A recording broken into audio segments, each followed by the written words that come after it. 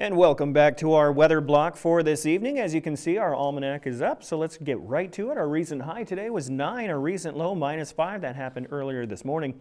Record high set in the state, 1917, 34 degrees.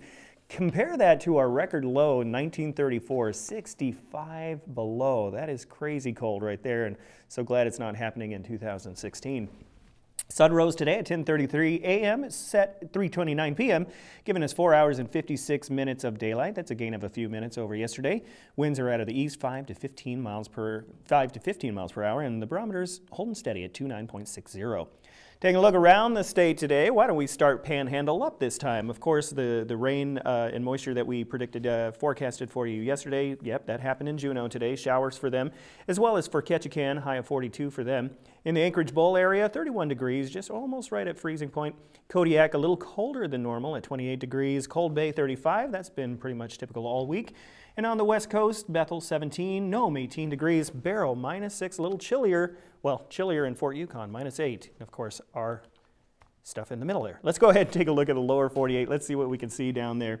Now, I did bone up a little bit on here, and I do know that a low pressure system is going to be hitting, starting off through Texas, and actually they're going to have some cause for some severe thunderstorms in some of the counties, but that won't be much. What that low pressure system will actually do through the weekend will actually go north and start hitting the eastern states, New York and Washington area, and there could be some lake effect snows in Buffalo, New York, as well as some just extreme weather conditions for this winter. So that's something to watch out for if you're commuting down to there. Otherwise, Pacific Northwest and the West looking fairly nice this time of year. 59 degrees for San Francisco, cold in Vegas at 51, 66 for Phoenix, Arizona.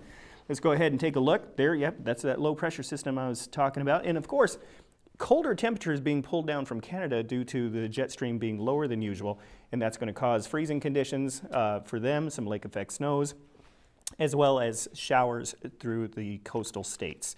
Okay, let's go ahead and take a look at our kids' weather watch for this Wednesday. And of course, in 1886, you remember that, a great blizzard struck Kansas without warning. Now, that storm claimed 50 to 100 lives and 80% of the cattle in the state. Wow, did not know about that. That is very interesting. Thank you to Mount McKinley Bank for 50 years of service to the community. And of course, Mike will return next Monday and welcome the 3rd grade class from Tickassook Brown Elementary School. Let's go ahead and take a look at tomorrow's forecasts today. That's why we call it today's forecast for tomorrow. Starting up north, mostly cloudy across the region. Snow flurries in Barrow and Nome. Temperatures ranging from -12 in Fort Yukon to 11 in Nome. Here in the interior, what can we expect? Well, more of the same. A little cooler as it was today. It started getting colder towards sunset. -4 projected for tomorrow, Delta -1, and there is possibility of flurries throughout the interior. Let's go ahead and take a look down at the Panhandle and see what we see. Continued rain and wetness down there for Juneau and Ketchikan. Ketchikan cooling off into the 30s. Juneau staying right above freezing for them. Over to the southwest we go, and mixed bag of weather, as Mike likes to say. 33 flurries for Cold Bay, Bethel. Sunny, though, in Kodiak, so not bad. Chance of rain or snow in that area. In the Anchorage Bowl, 2 inches of snow predicted for Anchorage, scattered snow showers for Valdez, and periods of snow for Homer, and temperatures cooling off quite a bit from the 30s today into the 20s for tomorrow.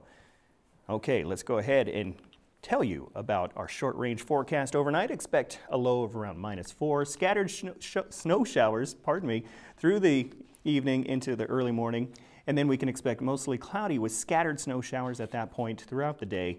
Then taking a look at our extended range forecast, and things haven't changed too much. We're still looking at temperatures in the single digits to double digits for highs, overnight lows just in the single digits by weekend.